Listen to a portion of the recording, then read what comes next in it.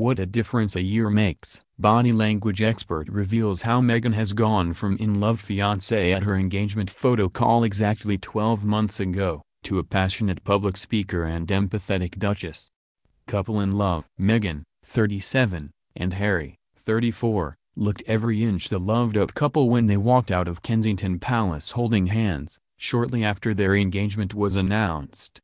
Judy explained, Meghan used a lot of face-gazing appreciation signals with Harry and the kind of loving smiles that were in keeping with the couple's unveiling as the new Hollywood-esque power couple on the block. This continued with the Duke and Duchess's ultra-official engagement photographs, taken by fashion photographer Alexei Lyubomirsky in the grounds of Frogmore House. Their photos took royal sexiness to a new level, with Meghan sitting between Harry's legs leaning back onto his torso or clutching at his arm looking beautiful enough to be in a perfume ad, Judy said. However, the body language expert revealed that even at this early stage, Meghan's underlying confidence was clear. The clues to the Meghan we are now seeing more of though came in the way she used subtle tie-sign taps and arm rubs to both steer the choreography during their photo call or to signal reassurance to a prince that we had never before seen as being lacking in ego and performance confidence, she explained. One minute she was flirting with Harry. The next she was using quasi-maternal gestures to control and dominate. Her small pats on his back while they were out in public showed high levels of confidence. Royal newbie. While Meghan was already an accomplished actress, she still had to make the transition to full-fledged royal. This was particularly evident when the Duchess joined the Queen for a day of engagements in Cheshire in June, just a month after the royal wedding. We saw Meghan the newbie, following the Queen around for a day to learn the ropes and looking sweetly childlike and submissive as she did so, Judy explained.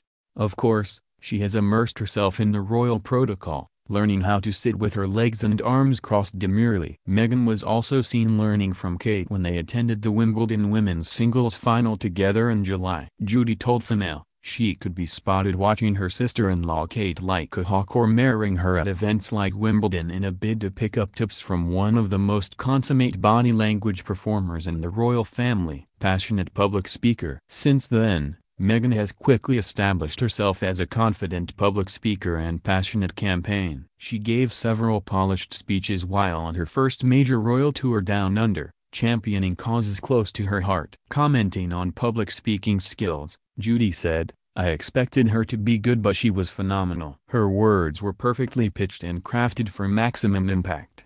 She created empathy with her audience to create rapport and she used congruent gesticulation to make her message authentic and memorable. She often works without the barrier of a lectern, sometimes with just a handheld mic. She never performs the cute, submissive body language displays that even experienced business pitchers frequently do in a bid to ward off criticism. Judy added, the point with Meghan is that her body language works as a public speaker because she obviously believes her own messages and is passionate about getting them across.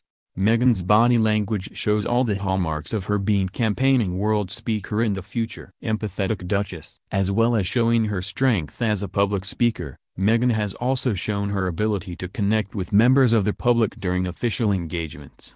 The other side of Meghan that is slowly emerging is her ability to create real bonds of empathy with the public she wants to help, Judy said.